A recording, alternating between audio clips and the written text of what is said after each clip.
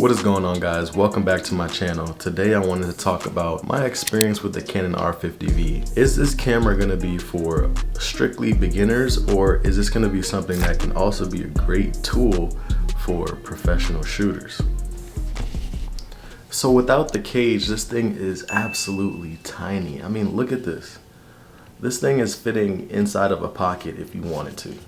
You can get away with bringing this into some spaces that they won't allow professional equipment in. So the sensor on here is actually a 24.2 megapixel APS-C CMOS sensor. So let's talk about some real world performance. I took this on 2 trips so far. One to Miami. My mom was turning 50 years old. I celebrated with her. We went out and had a great day by Bayside. As you can see, like, this video quality at 4K 30 frames per second is giving you some excellent picture quality. Being in Miami, where you get some really nice colors in like the palm trees, you're by the water, boats going around everywhere. This is really showing off the dynamic range and color capability of the Canon R50 V. Another thing that I was really surprised at is its low light capabilities. So when I crank that ISO all the way up to 12,800, I am seeing a pretty grainy image, but the fact that this is usable at all. The colors that come out of the R50 V and the R6 Mark II just look great together, and they're great cameras to match. Here's some footage that I shot in New York, contrasted with some footage that I shot in Miami with the R50.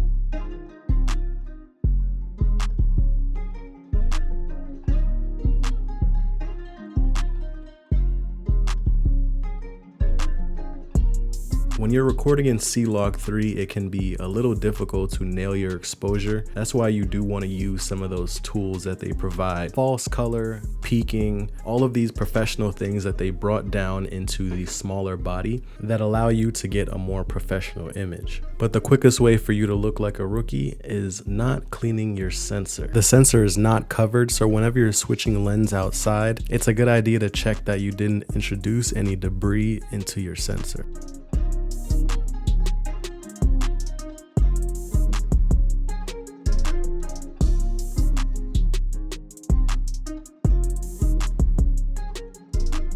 One of the key selling points for me for this camera was the actual removable and changeable lenses. So I have a lot of RF lenses. Right now I'm shooting on the 24-70 f2.8 and I also have a 70-200. And what I love is that I can fit both of those lenses on this camera and get full frame, crispy lens quality on this body. That to me just makes the images look buttery every single time. The 24-70 and the 70-200 are way more expensive than this R50 V. The best example that I can give you is like when you put very expensive wheels on a Honda. You know, the 24-70 can go for $2,000, almost $3,000, and so can the 70-200. Pairing a $2,000 or $3,000 lens with a camera body that's $650 might not be the best idea. But for those of us that already have those lenses in our kit, something like this can really take advantage of the high quality that you can get from lenses of that quality. Lenses like the 24-70, 70-200, 15-35 f2.8. When you have that f2.8, that means your lens can open up really wide and gather a lot of light. So if you want to record videos like this where you have very cinematic blurred background and then you and your subject are really in frame, you're going to want to get a lens that can get down to f2.8 or lower. And a lot of people will tell you that the lens matters a lot more than the camera body. One of my most recent accessories has been the SmallRig cage for the R50 V. I didn't get in black, I actually ended up getting the silver version. I think that it just matches the camera aesthetic and makes it look a little bit more vintage. One of my favorite things that this cage actually does is add an extra support for your pinky here. So you can see normally the camera's about that tall. When you hold it without the cage, you know, you don't have that space for your pinky, so it doesn't hold as well. But when you get the cage, it adds that extra pinky space, making the camera feel a little bit bigger than it actually is. Obviously, another one of the benefits is that it adds Arca Swiss at the bottom, and as well as a few more mounting points and an extra Allen key here. Alright guys, so I just bought my first Sigma lens. Sigma 10-18 f2.8, 67mm filter size. Protect your gear, looks like you got a warranty. And 4 years. Interesting opening here. Got a nice weight to it. And then we have the lens guard. Very impressed already with the size and weight. Before this lens, I had a 15-35. Gave up my 15-35, but I really wanted to keep that wide angle. But since the R50 V is crop sensor, that 15-35 still wasn't doing it. So that's why I had to go and get the 10-18. I've been doing a lot of research on this lens. So here it is. I've been waiting for this all day. Let's go. This is gonna create a lot of opportunity here for me because not only is this really small, but it gives me a really nice focal range. It's better to have a wider field of view because you can see more on the camera. It actually gives it more of a full frame feel because you're gonna have more of that sensor in every single frame. Alright, so I've gotten a chance to play with this lens for a little bit and it is exactly what I needed it to be, which is super wide angle lens for an APS-C camera. So this is the configuration that I'm going to be using it in most of the time. This lens might actually not leave this Canon R50 V, it just looks so good.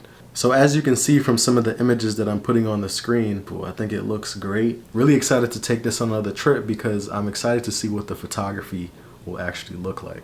This small compact package is also really nice because it actually replaces my 15-35. I had the RF 15-35 f2.8, so replacing it with this 10-18 is actually perfect because I get that wide angle view back and I get to keep it at f2.8.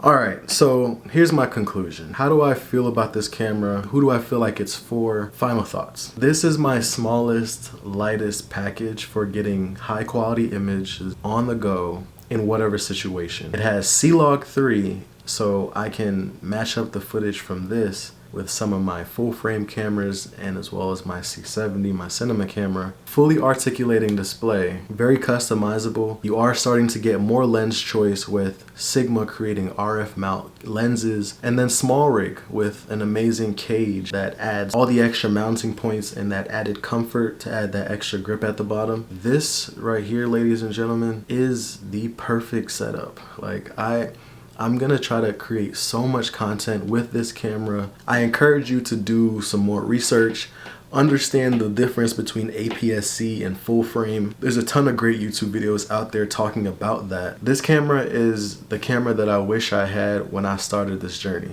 It's only after years and years and years of experience where I feel like I can put together this camera body lens combination. I can tell a whole story. Versatility, customization, all great qualities that this camera has. The one thing I will say that has been a hindrance is the battery life is not that long. So obviously it's using Canon's smaller batteries. So the only thing I'd say is if I just bought maybe an extra one of these batteries, then we'll be able to shoot all day and get as much content as we need. But for now, I don't think one battery pack is enough. Another way that you can combat that is possibly even putting it on a V-mount and, you know, putting a battery pack on the back. But obviously that makes the camera a lot bigger, a lot bulkier, and obviously that's not what you're going for. I'm not saying the battery life is bad because you are shooting 4K images on this camera. So if Canon was to release an R50 V Mark II, or if they release like an R5 V or an R6 V, where they had like a full frame version of this with a larger body, larger battery, you get maybe full size HDMI, some built-in NDs. It would probably cost a lot of money, but they would have a piece of camera on their hands right there. So that pretty much wraps up my video on the Canon R50 V. I've had so much fun with this camera, and I'm gonna be shooting so much more. So you can expect this to be a part of my documentary kit. You can expect this to be a part of my photography kit. You can expect this to be a part of my wedding kit over the next year. And I'm really excited to share a lot of that with you guys. So hope you guys enjoyed this one with the Canon R50 V. Thank you for watching, and I'll see you in the next one. Peace.